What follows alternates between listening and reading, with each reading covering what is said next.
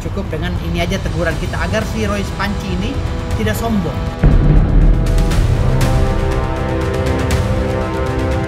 Jadi seolah-olah kami ini mohon maaf, terus dikatakan sudah bersalah, mengaku salah.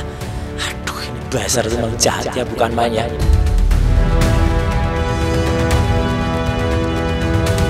Ini udah keterlaluan, tindakan yang sangat keterlaluan ya. Nilai kerugian negaranya hampir 9 miliar lebih.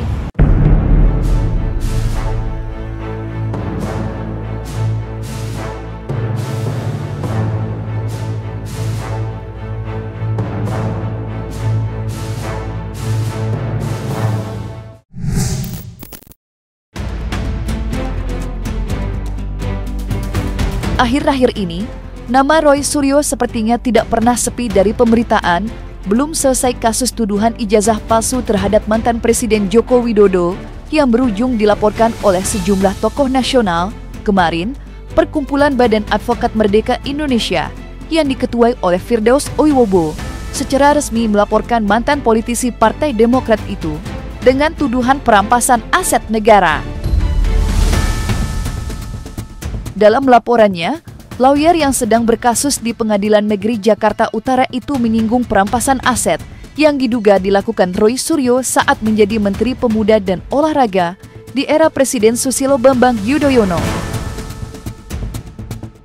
Akibat dugaan pemerasan yang dilakukan Roy Suryo, negara mengalami kerugian hingga 9 miliar rupiah.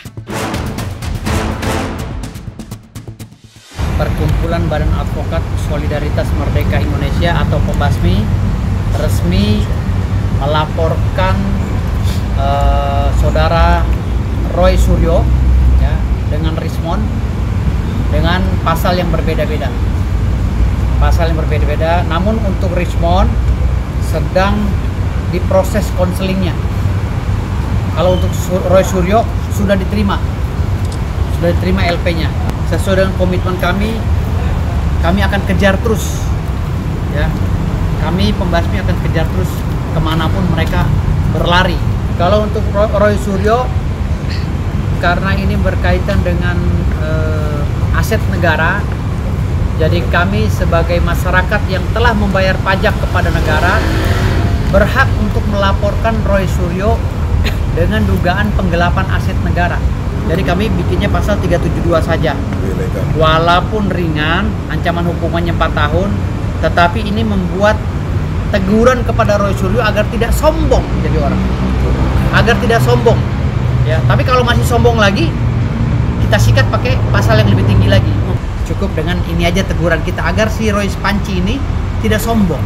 Aset negara itu ada beberapa yang sudah masuk daftar di dalam surat Menpora yang sudah beredar di beberapa media, ya seperti kasur, spring bed merek oil, seperti panci, seperti cotton bud, sampai cotton bud aja, cotton bud dibawa, cotton bud pakai duit negara dibawa, Roy Suryo, ya, seperti penggorengan atau segala itu, ada semua data-datanya di kami. Ini kan aneh gitu loh, orang bertindak jahat kok malah dilindungi, sementara yang harusnya kayak pasal-pasal perampasan aset itu belum jadi dibuat gitu ya. Kemudian orang membuat lebih jujur, malah KPK juga sekarang digrogoti, yang nggak bisa lagi meriksa direksi BUMN, komisaris BUMN nggak bisa. Ini kan mau dibawa kemana gitu loh Republik ini. Jadi seolah-olah kami ini mohon maaf, terus dikatakan sudah bersalah, mengaku salah. Aduh, ini dasar memang jahat ya, bukan main ya. Ini udah keterlaluan, tindakan yang sangat keterlaluan ya. Nilai kerugian negaranya hampir 9 miliar lebih. Jadi ini kami wajib menegur dia dengan laporan ini. Bang, terserah ini kan dia mau membantah, mau seperti apa, itu terserah dia. Tidak bisa dikatakan kami itu hanya mendapatkan dari kabar yang bohong gitu. Enggak, justru orang yang menyebarkan itulah yang harusnya kena. Roy Suryo tidak hanya membuat geram Firdaus Oiwobo dan koleganya, tetapi juga barisan pendukung Joko Widodo, usai menuding ijazah S1 mantan presiden ke-7 itu palsu. Dari polemik itu, sejumlah tokoh mulai tersulut dan terseret ke dalam pusaran konflik hingga menempuh jalur hukum. Salah satunya ialah Profesor Paiman yang didampingi kuasa hukumnya, Farhad Abbas, melaporkan Roy Suryo ke Polda Metro Jaya. Farhad Abbas yang sudah terlanjur marah bahkan meminta aparat kepolisian segera menangkap Roy Suryo yang sudah dianggap memecah persatuan bangsa dengan tuduhan tidak berdasar. Tidak hanya Roy Suryo, kolega-kolega Roy Suryo yang selama ini getol menyerang Joko Widodo juga tidak luput dari pelaporan. Dan seperti inilah kegeraman Farhad Abbas dan Profesor Piaman Raharjo saat menyambangi Polda Metro Jaya untuk memberikan keterangan lanjutan usai melaporkan Roy Suryo. Kita kepada Kapolda Metro Jaya, jangan lama-lama meriksa, jangan kebanyakan saksi yang terbanyakan tersangka, cukup yang gitu aja gitu. Ya, Pak Jokowi sudah dinyatakan bahwa ijazahnya asli dan penghentian penyelidikan, berarti kan itu tidak ada persoalan lagi gitu. Nah, yang dituduhkan mencetak dan mengetik ijazah tersebut adalah Profesor Paiman, ya. Nah, Profesor Paiman melakukan upaya dan minta segera karena buktinya itu jelas, saksinya ada, transferan dananya ada, dan sampai sekarang Bitor udah mengakui kesalahan dia. Dia hanya mengatakan dia tidak memeras. Tapi apa yang membuat Bitor menyatakan bahwa 1000% yakin bahwa Pak Paiman adalah pelaku tersebut? Makanya di sini catatan kami, Roy Suryo, Bitor, dan kawan-kawan untuk segera ditangkap, ya, dan agar proses ini berjalan dengan lancar, tidak ada ribut-ribut, segera tangkap mereka ini. Kalau nggak ditangkap, bawel banget gitu. Saya laporkan, ya, dengan tuduhan pencemaran nama baik, penyebaran berita bohong, dan pemerasan dan fitnah. Saya minta Pak Kapolda, Pak Karyoto segera diproses hukum ini supaya cepat ada tersangka dan jelas siapa yang salah, siapa yang benar. Karena ini sudah meresahkan masyarakat. Karena hari ini nurani keadilan itu tinggal tersisa di tengah-tengah rakyat. Tidak lagi tersisa di penguasa, tidak lagi tersisa di aparat penegak hukum, tapi kami yakin nurani keadilan itu masih ada dan banyak lagi di hati masyarakat. Karena itu kami sampaikan ini kepada masyarakat. Perjuangan mengungkap kebenaran ijazah ini adalah perjuangan konstitusional. Karena ini perjuangan konstitusional, tolong jangan kaitkan dengan politik apapun. Sehingga ketika saudara Joko Widodo berusaha mengalihkan ini kepada aktivitas politik, bahkan dengan tuduhan-tuduhan fitnah-fitnah, ada orang besar, ada yang ingin mendowngrade, ada yang ingin menjatuhkan reputasi politiknya, sejatinya saat itulah saudara Joko Widodo sendiri yang sedang berpolitik. Tanggapan saya bagus, ya. Jadi dengan begini nanti seluruh rakyat Indonesia itu bisa menyaksikan bagaimana seorang pelapor itu harus membuktikan juga bahan-bahan yang dia miliki. Dalam hal ini adalah ijazahnya yang kita pertanyakan ataupun kita duga itu tidak benar alias palsu. Dalam kasus ini, sudahlah, polisi itu harus tegas-tegasnya apa? Tatkala orang mengajukan ijazah, tidak bisa menunjukkan ijazah palsunya, sudah nggak usah dilayani. Nah, sekarang karena Polri itu sudah menyatakan ijazah Jokowi palsu, sudah tindak lanjut, naik sidik, tersangka, tangkap. Gitu saja. Ijazahnya tidak palsu. Iya, karena Pak Jokowi sudah ijazah tidak palsu gitu. Dan saya bahkan dituduh ijazah palsu, profesor palsu. Saya ini seorang pendidik, jangan dihina-hina. Cara Roy Suryo berdebat saja. Kenapa kita minta Roy Suryo ditangkap segera ya? Kenapa? Dia itu mantan menteri dari Partai Demokrat. Harusnya Partai Demokrat sekarang digosipin bahwa Partai Demokrat di belakang itu. Kalau tidak kan tinggal Pak SBY yang ngomong aja bahwa Roy Suryo, kau udah pernah dikasih jabatan begini, kenapa karakter integritas seorang menterimu dengan cara seperti itu? Ini muji-muji sana, nggak ada begini, dia mengatakan dia sendiri, padahal dia lagi dalam proses untuk naik menjadi tersangka dan kemungkinan akan dihukum, dan pernah dihukum, ya kan? Pernah dihukum, pernah dipenjara.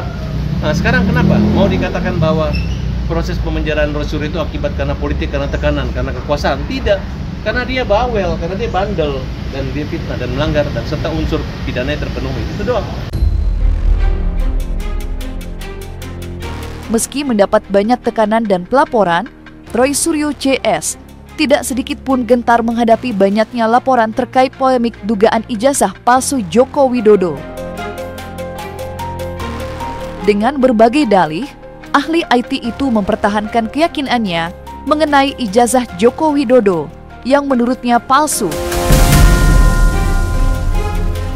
Roy Suryo dan rekan-rekannya menuding Mantan wali kota Solo itu bukan lulusan sarjana Fakultas Kehutanan Universitas Gadjah Mada. Ijazah Joko Widodo yang tersebar luas di media sosial dianggapnya syarat dengan kejanggalan. Dan berikut alasan Roy Suryo menuding ijazah Joko Widodo diragukan keasliannya. Dan yang memicu sebenarnya adalah Pak Jokowi sendiri. Ketika tahun 2013 dia bercanda dengan Prof. Mahfud MD di sebuah acara bulan Juni itu 2013 tentang IP atau indeks prestasi. Singkat kata waktu itu Pak Mahfud cerita IP-nya 3,8, Pak Jokowi cerita di bawah 2. Nah, publik kemudian bertanya, loh kok IP di bawah 2 kok bisa lulus dari UGM gitu, padahal kan katanya lulusnya 5 tahun. Setelah itu muncullah banyak analisis-analisis ya, termasuk dari Dr. Tifa, dari Opposite, dari Guru Gembul dan lain sebagainya, itu yang benar. Sampai ada orang yang sempat kemudian menggugat, yaitu yang namanya Bambang Tri ya, dan ditentaskan dengan di YouTube-nya Gus Nur. Cuman malah berakibat mereka berdua kemudian dipidana ya gitu, dikriminalisasi lah gitu. Nah, itulah yang kemudian membuat yang namanya Dekan Fakultas Kehutanan Pak Sigit Sunarta itu menunjukkan ijazah fotokopi. Ya, ini yang malah memacu. Ketika kemudian orang baru melihat penampilan ijazah fotokopi itu, kemudian banyak analisis yang ada di situ, termasuk juga soal skripsi. Nah, sampai kemudian ada yang heboh ketika pertengahan Maret itu ada seorang ahli lulusan UGM kebetulan ya, dia S1 S2-nya UGM, S3-nya dari Jepang, namanya Dr. Rismond Hasiholan Sianipar, itu datang ke UGM kemudian melakukan penelitian terhadap skripsinya, karena yang bisa dilihat adalah skripsinya bukan ijazahnya, dan dia mengatakan banyak sekali kejanggalan di skripsinya, dan dia mengatakan bahwa 1000% palsu. Saya yang sempat juga melakukan penelitian hal itu ya semenjak tahun 2020-an waktu itu, kemudian tergerak untuk meneliti lagi, karena berarti apa? Skripsinya masih ada dan bisa kita periksa.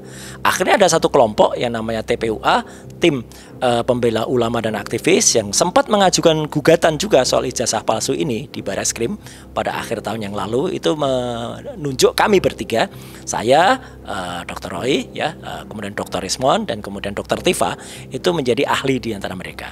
Singkat kata, kami bertiga ke UGM tanggal 15 April yang lalu dan menemukan yang namanya skripsi itu langsung dari UGM. Banyak cerita di balik itu, tapi intinya skripsinya kemudian kita periksa, dan itu adalah bukti primer atau primary evidence yang kita periksa, dan banyak sekali kesalahan di situ, termasuk nggak adanya lembar pengujian, nggak adanya lembar pengesahan, tanda tangan dosen pembimbingnya juga meragukan, bahkan diragukan oleh putrinya sendiri ya, Mbak Aida Greenberry itu mengatakan tanda tangan Profesor Ahmad Sumitro yang ada di situ bukan tanda tangan almarhum ayahnya, karena ejaannya juga salah ya, kemudian namanya juga banyak yang salah. Jadi kami pastikan itu adalah skripsinya itu palsu ya. Saya 99,9% menyatakan itu palsu. Tapi di tengah-tengah itu semua ternyata perkembangannya menarik ya, sampai kami berempat itu dilaporkan. Nggak apa-apa lah gitu ya, kita tunggu aja gitu ya kenyataannya, dan ini semoga menjadi diskursus bagi masyarakat. Ya, itu kita serahkan kepada masyarakat sekarang. Ya, insya Allah kalau itu memang terbukti palsu, ya sudah, saya tidak akan jauh sampai seperti ahli hukum tata negara. Wah, nanti peraturannya gimana dulu gimana? Ya udah biarkan aja masyarakat yang menilai seperti apa. Tapi artinya apa? Kita harus lebih hati-hati lagi. Tidak boleh kita memiliki kepala negara atau kepala pemerintahan atau pejabat publik yang ijazahnya palsu. Kenapa saya yakin bahwa 100 miliar persen bahkan tambah sekarang 11.000 triliun persen palsu? Ya, karena teknologi yang dipakai dalam memproduksi atau mencetak lembar pengesahan skripsi Joko Widodo tahun 1985 tidak ada. Itu confirm tidak akan pernah ada. Oleh karena itu saya mendesak ya, karena Pak Jokowi sudah melaporkan kita mendatangi Barreskrim atau Polda, saya mendesak polisi untuk bersikap profesional dan memeriksa ijazah, skripsi, dan semua dokumen akademik dari Bapak Joko Widodo ya, dan diperiksa uji kertas, usia kertas, analisa tinta, uji teknologi. Jangan lagi memanipulasi barang bukti seperti kasus Jessica Wongso dan kasus KM50.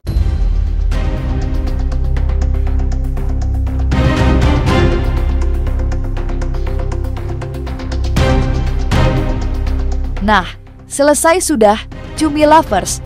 Jangan lupa untuk like, subscribe, dan juga share channel YouTube Cumi Cumi.